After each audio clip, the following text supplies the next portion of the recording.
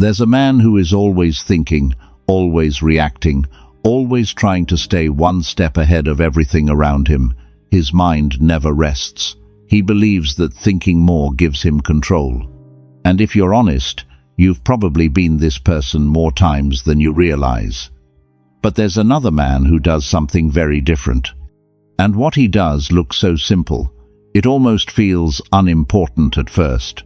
He watches, he listens, he stays still longer than feels normal. And somehow, he ends up ahead without making noise.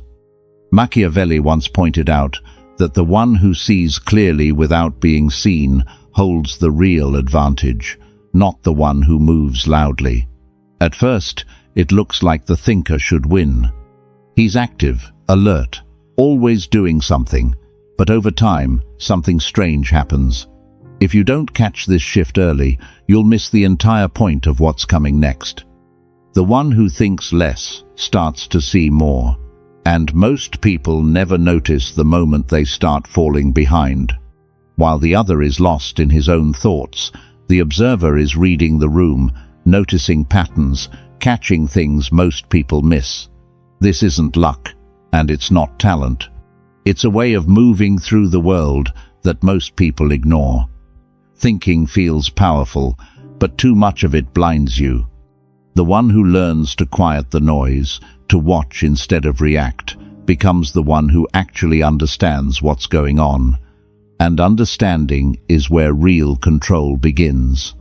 Now, take a step back from that idea and look at your own life for a second, because this is exactly where most people start to realize they've been doing the opposite without noticing.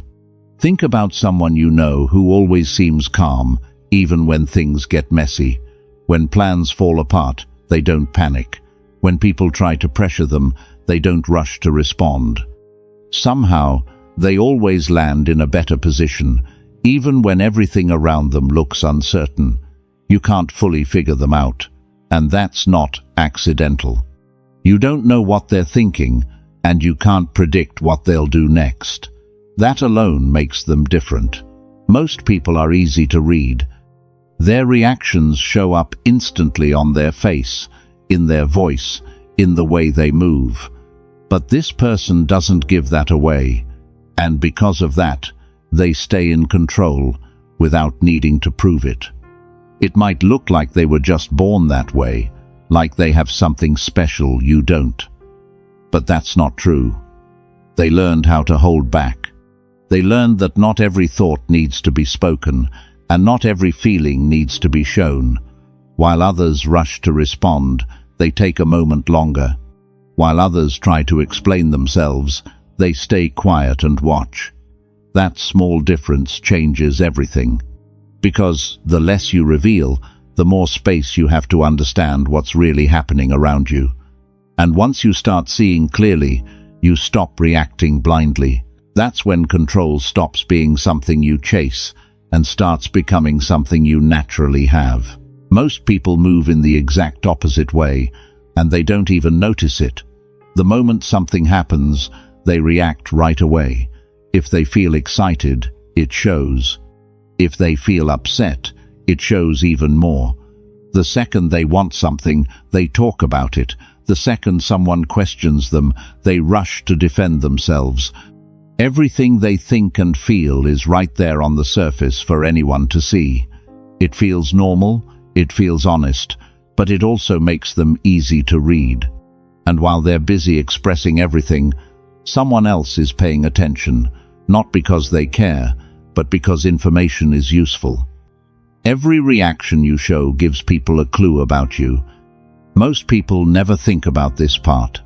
They believe being open gives them an advantage, but in reality, it slowly takes their control away. When you show too much, you leave nothing private. When you react to everything, you stop choosing how you respond. You just follow whatever happens next. And over time, that pattern becomes a weakness. It's not about being smart or strong or talented. It's about being steady. The people who don't rush, who don't reveal everything, who don't react to every small thing, They are the ones who stay in control, because they are not giving the world a map of how to move them. This is not about becoming cold. It's about finally seeing clearly how you give too much away by speaking too soon, reacting too fast, and trusting without thinking, then wondering why you feel out of control. What follows is a mirror for your own actions, so you can notice where you lose power, fix it step by step, and start building real control in the small moments that shape everything. Today, I'm going to show you 7 Machiavellian lessons that will help you think less, observe more, and stay in control. By the end of this video, you can see it clearly. The one who stays calm and watches always ends up ahead. Number 1. The power of watching. Most people think they are paying attention, but they're not. And once you see how deep this goes, it changes how you look at every interaction. They listen, but they don't understand. They look, but they miss details. Their mind is already busy forming opinions, planning responses, or thinking about something else completely. So even when they are present, they are not fully there, and that costs them more than they realize. When you don't truly observe, you miss small details that tell you everything. Small things like pauses, tone, and body language matter more than words, but you only catch it when your mind is quiet and focused. Miss this, and everything else starts to fall apart without you knowing why. The person who watches carefully doesn't need to guess. Machiavelli believed that the one who observes quietly sees more truth than the one who keeps speaking. He sees patterns, he notices shifts, he understands people without needing them to explain everything. And that gives him an edge that can't be faked, because while others are busy reacting, he is collecting information, and information, when used right, becomes control. This doesn't mean staring at people or acting strange. It means slowing down your reactions and letting your attention stay where you are. Listen fully, look closely, don't rush to speak. The more you train yourself to observe without jumping in, the more you start to understand what's really happening, and once you understand, your actions become sharper, simpler, and far more effective. Number 2. The trap of overthinking. There's a kind of person who is always inside his own head, running through every possibility, replaying every conversation, trying to predict what might happen next. He believes this makes him prepared. He believes that if he thinks long enough, he'll find the perfect move. But watch what actually happens. While he's stuck thinking, life keeps moving. Opportunities pass, people act. Situations change, and he's still trying to figure things out. Overthinking does not help you move, it just slows you down. Machiavelli warned that people who wait too long often miss their chance, because while they are still thinking, someone else has already moved. The more you think, the more you start to doubt what you already know. Simple decisions start to feel complicated. Clear moments start to feel confusing. And slowly, you lose trust in your own judgment. Meanwhile, the person who observes more and thinks just enough sees things as they are. He doesn't rush, but he doesn't freeze either. He watches first, understands what matters, then moves when it's time. Overthinking fills your head with noise. Observation clears it. When your mind is too loud, you miss what's obvious. When it's calm, you notice what others ignore. So instead of trying to solve everything in your head, start paying attention to what's happening around you. Most of the answers you're searching for are already in front of you. You just need to be quiet enough to see them. Number 3. The discipline of focus. Watch someone who tries to do too many things at once, and you'll notice a certain kind of tiredness in them. Not the kind that comes from hard work, but the kind that comes from being pulled in every direction. They start one thing, then switch to another, then chase something new again. At the end of the day, they've been busy the whole time, but nothing really moves forward. This is what happens when your attention is scattered, and most people stay stuck here for years without questioning it. It feels like progress, but it leads nowhere. Real focus works differently. It asks you to choose one direction and stay with it longer than feels comfortable. Not just when it's exciting, but also when it becomes slow, boring, or difficult. That's where most people quit. They think the lack of excitement means they chose wrong, so they move on. But the truth is, that stage is where real progress begins. When you stay with something long enough, you start to understand it deeply. You notice details others miss. You get better without even realizing it. And that's when results begin to show. Focus is not just about what you choose to do. It's also about what you decide to ignore. Every time you say yes to something, you are saying no to many other things. And if you never learn to say no, your time gets filled with things that don't matter. The person who learns to protect his focus becomes harder to distract. He moves with purpose. He builds momentum. And over time, that steady effort turns into something strong and real. Stay with one path. Give it your full attention. Let time do its work. Because what you build through focus will always be stronger than what you chase through distraction. Number 4, the value of distance. Many people believe being open and always available makes them stronger in relationships, but it often does the opposite. When you are always there, always responding, always giving your time and attention without pause, it becomes expected. And once something becomes expected, it loses its value. People don't treat it with the same care. This doesn't happen all at once. It happens slowly, in small ways, until one day you realize your time and energy are being used without much thought. The truth is simple, but most people ignore it until they feel the consequences. What comes easily is rarely respected.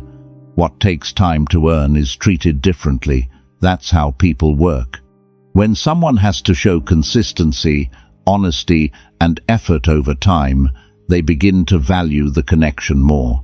But when everything is given right away, there is nothing to build toward.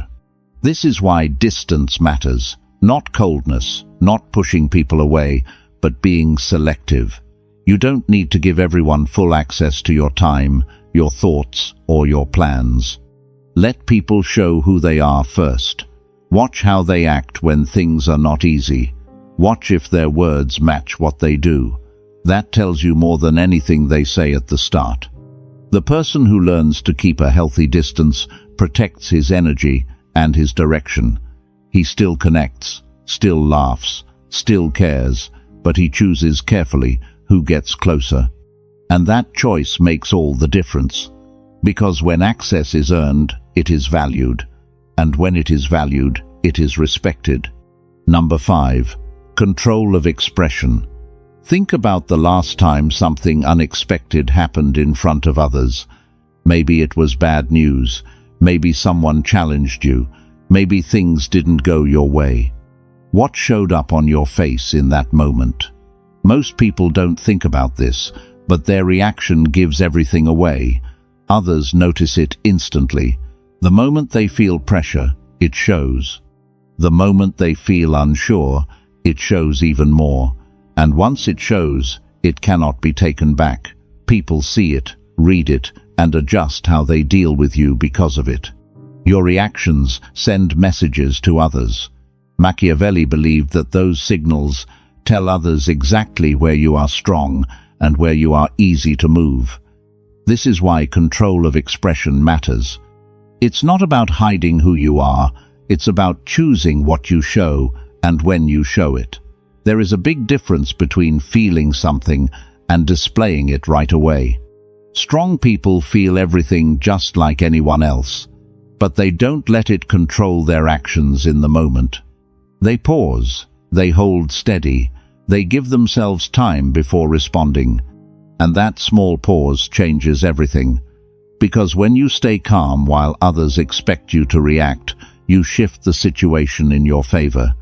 People start to see you as steady, even when things are not. And that changes how they treat you. The one who controls his expression controls the tone of the moment, not by force, but by presence. So next time something hits you, don't rush to show it. Hold it for a second. Let your mind catch up before your face does. That is where control begins. Number 6.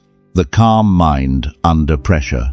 Most people believe control means not feeling anything, but that's not true. Everyone feels pressure, doubt, even anger at times. The difference is when they choose to act. And this single difference separates control from regret. Many people make decisions while those feelings are still strong.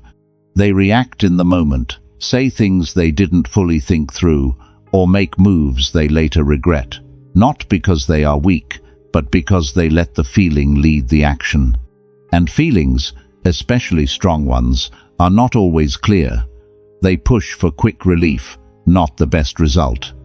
The person with a calm mind does something different. He allows himself to feel what's there, but he doesn't act on it right away. He creates a small gap between what he feels and what he does next.